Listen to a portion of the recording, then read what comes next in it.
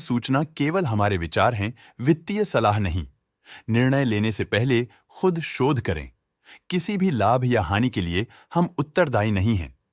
आज हम देख रहे हैं दिलीप बिल्डकॉन लिमिटेड के 2025-26 Q1 की standalone financial performance. Starting with the sales, पिछले क्वार्टर से सेल्स में -13% का डिक्रीज हुआ है, मगर कंपनी ने पिछले साल के मुकाबले मार्जिनल सेल्स डिक्लाइन रिपोर्ट किया, around -15%। Expenses -14% quarter on quarter decrease हो गए हैं, जो साल भर के -14% के डिक्लाइन के साथ अलाइन करता है। एक्सपेंसेस में डिक्रीज अच्छा है, लेकिन सेल्स में डिक्रीज निराशा की बात है। ऑपरेटिंग प्रॉफिट, जो पिछले साल के कंपैरिजन में -22.5% डाउन हुआ है, quarter on quarter around -3% decrease हुआ है। Operating profit margin OPM annual basis पे -1% से डिक्रीज हुआ है और पिछले क्वार्टर के कंपैरिजन में 1% से इंक्रीज हुआ है। एक्सेप्शनल आइटम्स को ऐड करके अदर इनकम पिछले क्वार्टर के कंपैरिजन में लगभग 2 गुना बढ़ गई, बावजूद इसकी ईयरली ग्रोथ लगभग 9 गुना हुई है। इंटरेस्ट एक्सपेंसेस पिछले क्वार्टर से -12% डाउन हुआ, लेकिन ईयर ओवर ईयर डिक्रीज -8.5% हुआ है।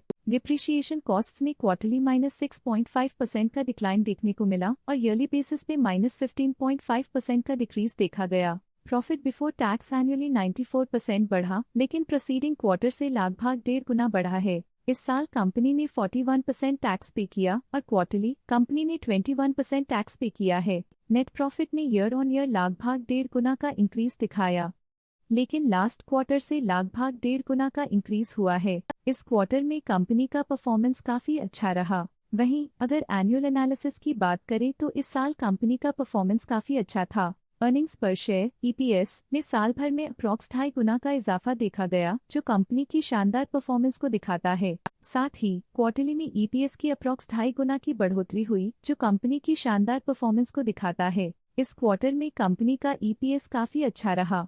दिलीप बिल्डकॉन लिमिटेड के फाइनेंशियल स्नैपशॉट को रिव्यू करते हुए कुछ मुख्य ट्रेंड्स सामने आए हैं, जो कंपनी की परफॉर्मेंस पर रोशनी डालते हैं। जून 2022 से जून 2025 तक दिलीप बिल्डकॉन लिमिटेड की फाइनेंशियल जर्नी में सबसे पहले बात करते हैं सेल्स की। इस साल सेल्स में -16% की गिरावट आई है और पिछले 4 सालों में भी -9% की गिरावट देखी गई है, जो एक लंबे समय तक गिरावट को दर्शाता है। इस साल सेल्स में गिरावट आई है, लेकिन पिछले 2 साल में अच्छी ग्रोथ हुई थी, जो एक अस्थायी रुकावट को दर्शाता है। अब बात करते हैं एक्सपेंसेस की। इस साल एक्सपेंसेस -11% घट गए हैं और पिछले 4 सालों में -6% की कमी आई है। इस साल हालांकि एक्सपेंसेस सेल्स से थोड़ा ज्यादा बढ़े हैं, मगर ग्रोथ रेट्स का करीब होना स्टेडी ऑपरेशनल कॉस्ट को दर्शाता है। चैलेंजेस से गुजरते हुए ऑपरेटिंग प्रॉफिट ने इस साल -62% की डाउनटर्न देखी, जो एक ट्रेंड को कंटिन्यू करता है, पिछले 4 सालों में -44.5% की डिक्लाइन के साथ।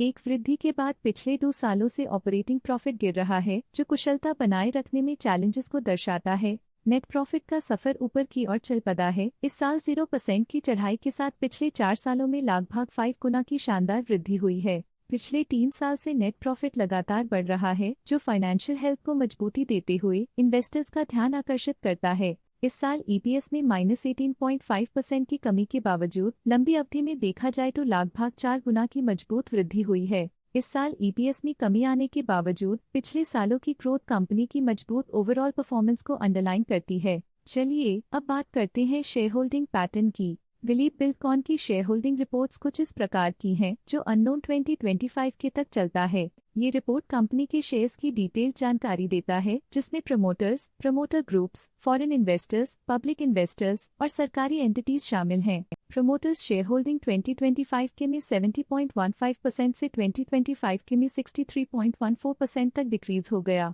ये डिक्रीज दिखाता है कि इस टाइम पीरियड में कंपनी पे प्रमोटर्स का कंट्रोल कमजोर हुआ है। पब्लिक द्वारा हेल्ड शेयर्स का परसेंटेज 20.12% से इंक्रीज होकर 2025 के में 27.18% तक का इंक्रीज से देखा गया। ये चेंजेस स्टेट है कि पब्लिक की इन्वेस्टमेंट कंपनी में क्वार्टर टू क्वार्टर इंक्रीज हुई है। जब कंपनी के शेयर्स का अधिकतम हिस्सा प्रमोटर्स, FII, DII या गवर्नमेंट के पास होता है, तब ये माना जाता है कि कंपनी मजबूत हाथों में है, जो स्थिरता और मजबूत समर्थन को दर्शाता है और इस मार्केट की स्थिरता बनी रहती है। DII डोमेस्टिक इंस्टीट्यूशनल इन्वेस्टर्स ने अपना शेयर होल्डिंग 2025 में 6.6% से 2025 में 6.92% तक इंक्रीज किया। ये बताता है कि डोमेस्टिक इंस्टीट्यूशंस ने कंपनी में अपना इंटरेस्ट 0.32% तक इंक्रीज किया है। फॉरेन इंस्टीट्यूशनल इन्वेस्टर्स के शेयर होल्डिंग में थोड़ा डिक्रीज आया 2025 के से 2025 के में, जो दिखाता है कि फॉरेन इंस्टीट्यूशंस ने अपने स्टेक को क्वार्टर टू क्वार्टर -0.37 से डिक्रीज किया है,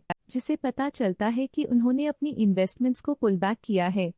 ये था कंपनी का करंट शेयर होल्डिंग पैटर्न। अब नजर डालते हैं दिलीप बिल्डकॉन के स्टॉक रिकमेंडेशन पे। लोटस स्टॉक का करंट प्राइस 471.4 रुपीस चल रहा है। जियोजित फाइनेंशियल सर्विसेज ने स्टॉक की सेल रिकमेंडेशन दी थी। उन्होंने स्टॉक का टारगेट प्राइस 385 का अनुमान लगाया था।